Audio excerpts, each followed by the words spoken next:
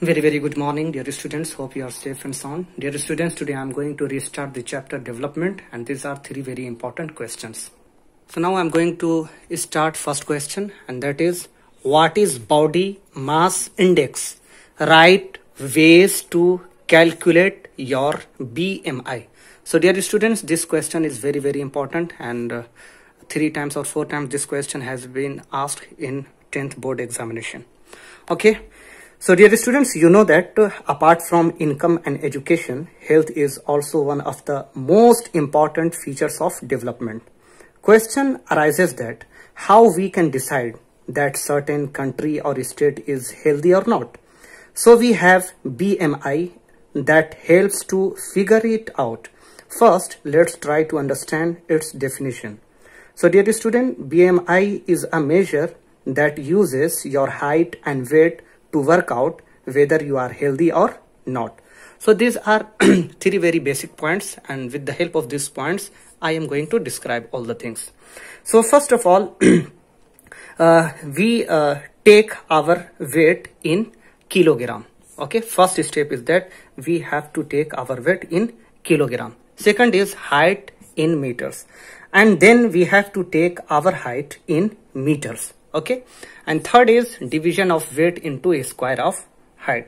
So after that, we divide weight in kilogram by the square of the height.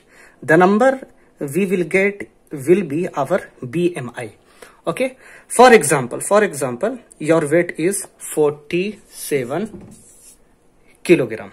Your weight is 47 kilogram and your height is 5 feet or 1.5 meters. Okay, so when you divide 47 by square of your height, that is 2.25, you will get 20.8. You will get 20.8. So 20.8 is your BMI. Now question arises, are you healthy, obese or malnourished? Answer is very simple. Answer is that you are healthy because your BMI is not more than 24.9 and not less than 18.5. Okay, it means that if you are more than 24.9, if your BMI is more than 24.9, you are obese, and if your BMI is less than 18.5, you are malnourished and you are weak. So on the basis of this information, we can say that you are wealthy, malnourished or obese. Now I am going to describe question number 2. Which 3 indicators are used by UNDP? Full form of UNDP is United Nations Development Program. So which 3 indicators are used by UNDP in the preparation of HDI rank? Full form of HDI, Human Development Index. Students, UNDP is the Global Development Network of the United Nations. Its headquarters is situated in New York. Every year, it publishes HDI rank of world countries in the Human Development Report. And normally, it uses 3 indicators like income, health and education.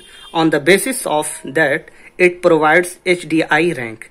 Countries who are doing better in all these 3 areas are given better HDI rank. Take example of Sri Lanka and India. You will find that HDI rank of Sri Lanka is 76 and HDI rank of India is 130.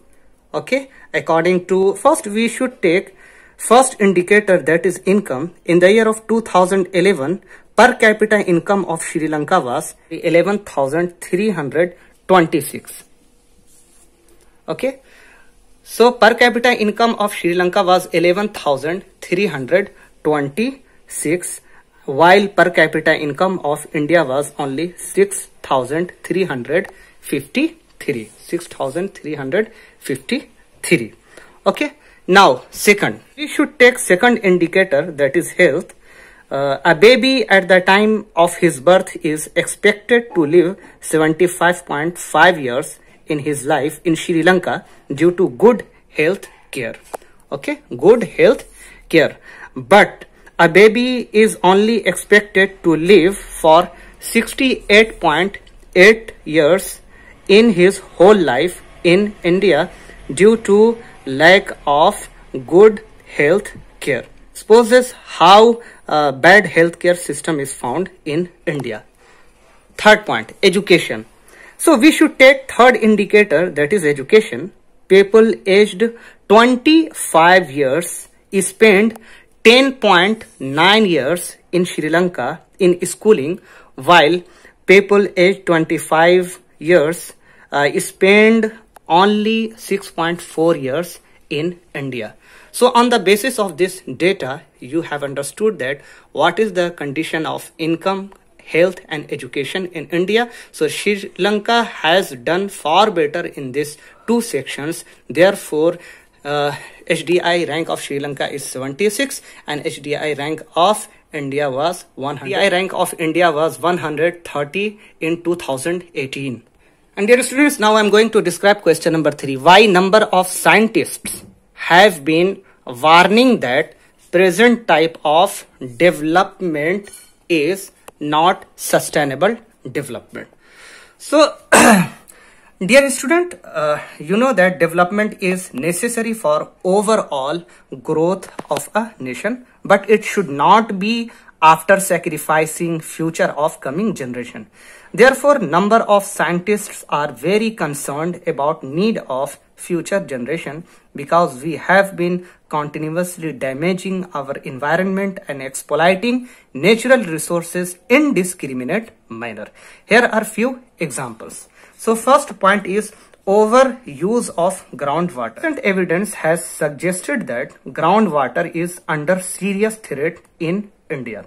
About 300 district above India has reported water level decline of 4 meters during past 20 years.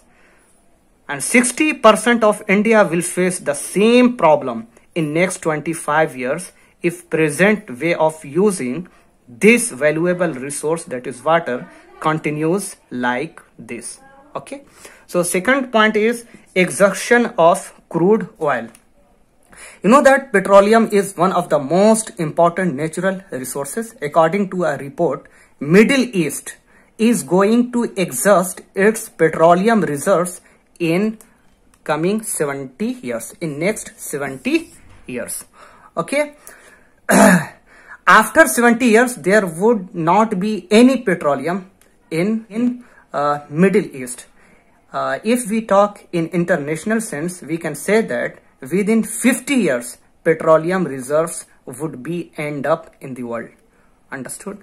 Next point is lack of national and international concerns.